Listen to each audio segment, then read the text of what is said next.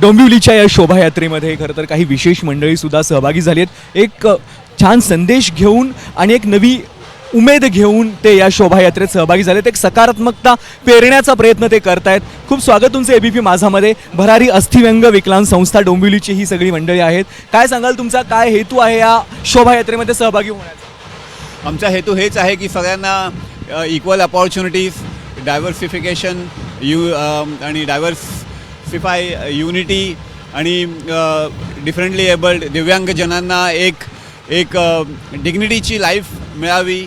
ह्या डोंबिवलीच्या शोभायात्रेत 2026 साली आम्ही सहभागी होऊन हेच मेसेज सगळ्यांना द्यायचं आहे की काहीही अशक्य नाही आहे आणि तेवढेच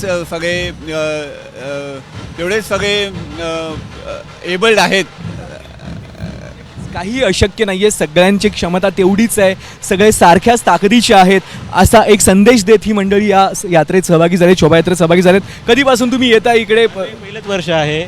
माझा पण सेम मेसेज आहे की सगळ्यांना एक समान संधी मिळावी, सगळ्यांना इक्वल अपॉर्च्युनिटी मिळावी, सगळ्यांना समान अधिकार मिळावा जगण्याचा. यासाठी आम्ही एक जनजागृती करण्यासाठी म्हणून या शोभायात्रेत सहभागी झालेलो आहोत.